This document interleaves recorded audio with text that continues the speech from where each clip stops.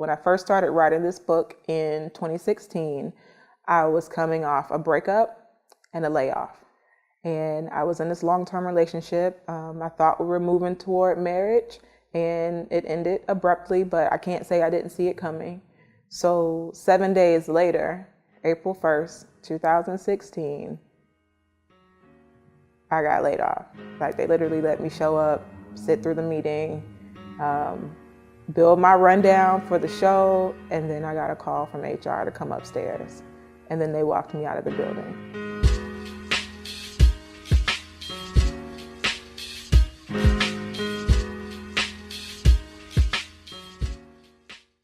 My whole life changed in 7 days. 7 days. And it was embarrassing. It was heartbreaking. It was dark. I didn't want to eat. I didn't want to leave the house. I didn't want to live.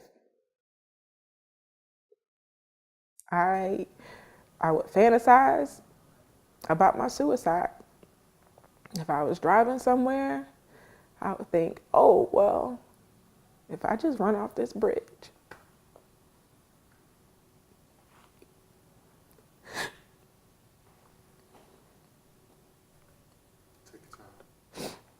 Or maybe if this semi hits me first, I won't have to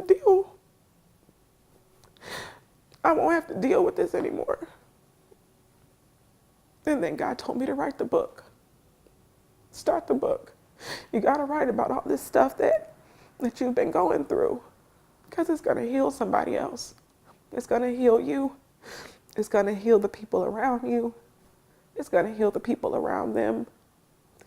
And I'm seeing that already before anybody's even read the book. No one's opened the book yet, and already people are being healed and set free by my journey, by my obedience, by my sacrifices.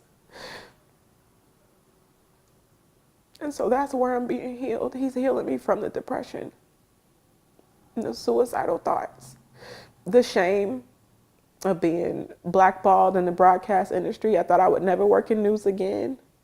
And I've had that opportunity.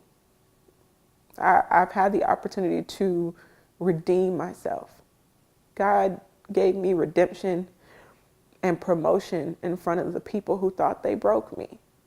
Hey y'all, so today I spoke at the It's Just PR panel, and there was a young woman there who I didn't see until she stood up and said her name.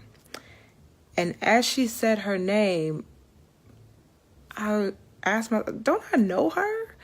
And she looked at me in the middle of her introduction and she said, you spoke at my school 2 years ago when I was a student at the University of Central Florida. And it brought back all the emotions of that day for me. I had just been fired.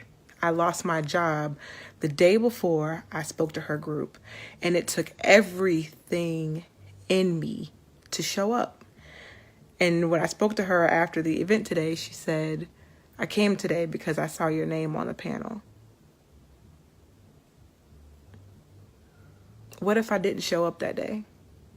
I wrote a blog about being a woman, being other in this industry, and showing up to a newsroom every day, pitching stories, knowing nobody's listening to you, and they're going to want to do what the other stations are doing, chasing the clickbait, not necessarily telling the stories about real people and real issues. And that's really frustrating, because that speaks to the lack of diversity. It's one thing to hire brown faces, but it's another thing to hire people from different walks of life. That's true diversity. You want people who don't think like you think, and that elevates your coverage. And I was very frustrated at the time that I wrote that.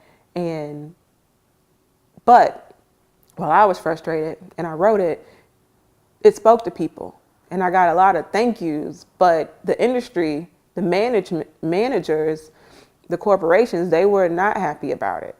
And so shortly after that blog is when I lost my job. And when I went to apply for more jobs, I'm talking flying out for interviews, it was, oh, you're so great. Oh, it's, we wanted to, but it's just too soon after the blog. We're going to have to put some space in between that. But I'm grateful for all of that, because that put me in position to create a daytime talk show, to develop a daytime talk show. And now the whole world gets to see what I created because of that denial, because of that rejection.